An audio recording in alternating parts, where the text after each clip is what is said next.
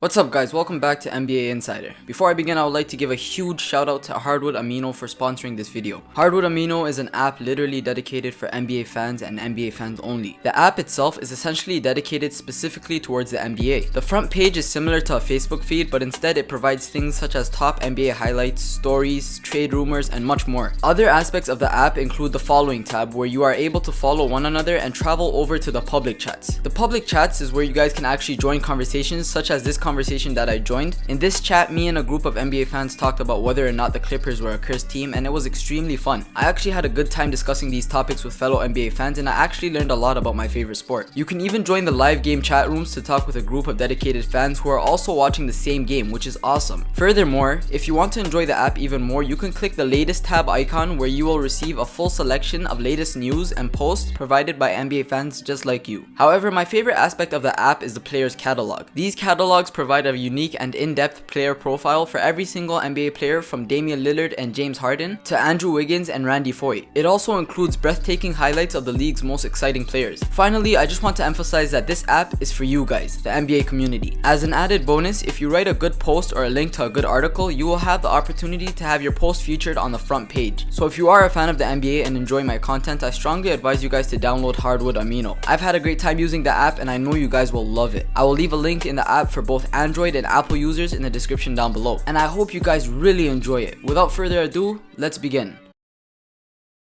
NBA legend Allen Iverson has helped to shape the NBA into what it is today. He had some of the biggest cultural impact on the league in the post-Jordan era. It could be argued whether or not Iverson receives enough credit as a player, but one thing is for sure, all of his fame did not come without struggle. Just like many other NBA stars, the beginning of Allen Iverson's life was not easy. He was born to a single teenage mother and grew up in a rough neighborhood. He would use sports to escape the negativity around him, specifically football and basketball. However, on February 14th, 1993, Iverson would find himself face to face with a situation that could have potentially ruined his life. In this video, I take a look at how Allen Iverson was sentenced to prison. Welcome to NBA Insider.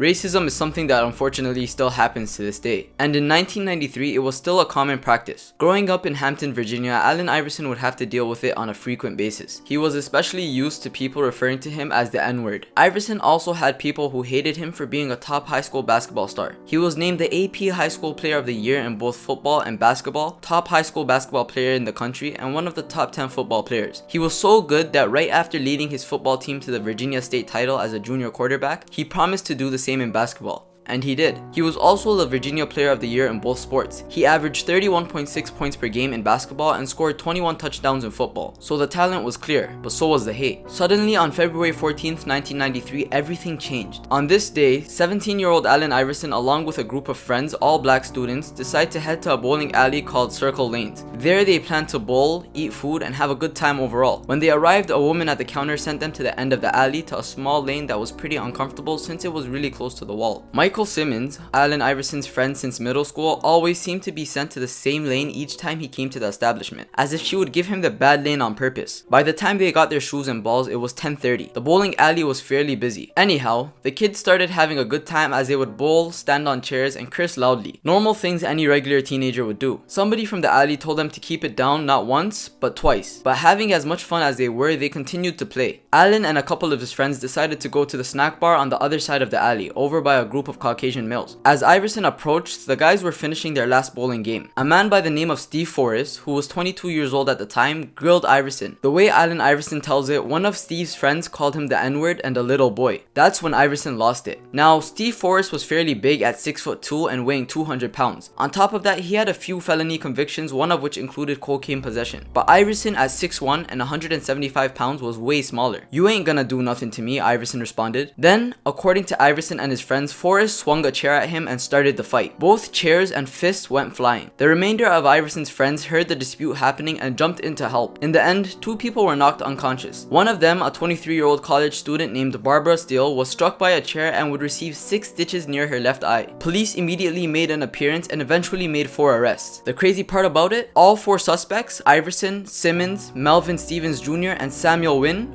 were black. Many residents of Hamptons found it strange that the police broke up a huge group of fighting people only to come out with 4 black males. But many people also thought that they'd only get a slap on the wrist and that would be the end of it. Unfortunately, that wasn't the case. In July, Iverson, Simmons, and Wynn were convicted as adults for maiming by mob. This basically meant Iverson and his friends had intentions to kill Steve and his associates, even though it was Steve that initially began the fight. Despite this shocking turn of events, many people still thought that they would receive probation or perhaps a few hundred hours of community service. Instead, on September 8th, Judge Nelson Overton sentenced each of the 3 to 15 years in prison. To top things off, the judge denied all bail requests, even though prisoners convicted of crazier crimes such as murder and rape are all allowed to have bail. Outraged by this clear display of discrimination, 150 protesters marched through Hampton yelling, "Free the Hampton 4" and "No justice, no peace." Only one protester was white. Many blacks were also wearing Free Iverson t-shirts. This group would eventually call themselves SWIS, an acronym for Simmons, Wynn, Iverson, and Steven. It was a really scary time for Iverson. It was like everyone was out for him. Witnesses would claim it was Iverson who initially started the fight and that Steve was just acting in self-defense. Even the girl who was hit by the chair testified that Iverson was the one who threw the chair. Iverson would eventually reply to these allegations by saying, "People try to start things with me because of who I am, and I know that means I have to stay away. It's definitely racial." But despite his statements that he was innocent of any wrongdoing, a number of witnesses said Iverson was in the middle of the brawl, which fits his style. As a player, Iverson was known to be a cocky individual. Steve Forrest testified in court that Iverson got in his face and started the fight for no good reason. Many would believe Steve's statement and try to blame Iverson since he had a troubled past. Iverson grew up in a bad neighborhood with no father or money. He had his fair share of problems, but the closest he had ever been involved with a crime before the fight was a traffic violation. But the bigger question here was, why were 3 teenagers locked away in jail for such a small offense? They were given long prison sentences because they got in a fight in a bowling alley, said Iverson's attorney James Ellenson. These white guys got their butts kicked in a fight and hey, somebody had to put those black kids in their place, make an example out of them. That somebody was Judge Overton. Overton was known to be tough on black defendants. He was the judge who gave a prison sentence for a fight as if the kids were rapists and murderers. The judge sentenced Iverson to 15 years for his role in the fight, an incident in which no one was seriously injured and where none of the white men from the bowling alley were charged. Iverson and his 3 friends each spent 4 months in prison. Even during his prison sentence, Iverson was still receiving support and love. He would receive tons of mail in which ladies were sending him their belongings, gifts, and even money. Many reporters were even requesting interviews with Iverson despite his situation. In 1995, Allen Iverson was pardoned by Virginia Governor Douglas Wilder with his conviction overturned by the Virginia Court of Appeals after serving just 4 months at a correctional facility because there was not enough evidence. Just 24 hours after, Iverson was back on the basketball court. He immediately joined in the local summer league. His release was such a big deal that a majority of the city overpacked the gym with a long line of people standing outside because of lack of space. In his first game out of prison, Allen Iverson scored 40 points and combined for a total of 99 points in 3 days against some of the best college talent in the city. Despite this performance, some college basketball coaches were scared to recruit Iverson considering he was just released from prison. Sure, he was an amazing point guard, but he was making as much news in court as he was on the court. However, it would eventually be their loss because we all know how well Iverson turned out to be. Meanwhile, Barbara Steele, the girl hit by the chair, filed a $200,000 lawsuit against Allen Iverson, but that poor attempt at taking advantage would fail. To this day, Allen Iverson credits NBC's Tom Brokaw for helping him. Tom was a reporter who covered the story on Iverson's injustice, which eventually helped to bring the public's attention and support towards the matter. Had he not done that story, Iverson would have most likely remained in prison and be added to the list of black males in the prison system, which means he never would have touched an NBA court. Just imagine that. Iverson would say, "I had to use the whole jail situation as something positive. Going to jail, someone sees something weak in you. They'll exploit it. I never showed my weakness. I just kept going strong until I came out. This has given me time to think about what I need to do to succeed in the world." In the end, Allen Iverson would continue his basketball journey by playing 2 years at Georgetown, being drafted #1 overall by the Philadelphia 76ers, and creating one of the most motivational basketball stories in NBA history. And that concludes the video. For a very long time, I couldn't comprehend why Allen Iverson and his friends were the only individuals placed in handcuffs that night. But after doing plenty of research, I saw the amount of racism that was present in Hampton during the early 90s. Iverson had a large number of supporters, mainly African Americans. They wanted nothing but for him to be treated fairly during the trial. Those who were not convinced of Iverson's innocence felt that the law should be even more strict. So you see, this trial was much bigger than Allen Iverson. It really showed people how complex a situation can become simply because of the color of your skin. What if the charge brought up against Allen Iverson wasn't dropped? Georgetown University and the NBA, along with fans like us, would have missed out on one of the best ball handlers the game has ever seen. Now, I know you guys might not be the biggest Allen Iverson fans, and yes, he is not always the best behaved person on the court, but after learning learning about all the struggles he faced to get to where he did, you should have a newfound respect for him. If you guys are interested in Iverson's case and his history, I strongly suggest you check out ESPN's 30 for 30 documentary they did on his case. I will leave a link to it in the comment section down below. As always, if you enjoyed this video and would like to see more content like this, make sure to leave a like and subscribe. If I made any mistakes or missed anything that you felt should have been included, let me know. Also, if you have any recommendations for future videos such as interesting stories or topics like this, please feel free to leave them in the comment section down below. And as always, thanks for watching NBA Insider.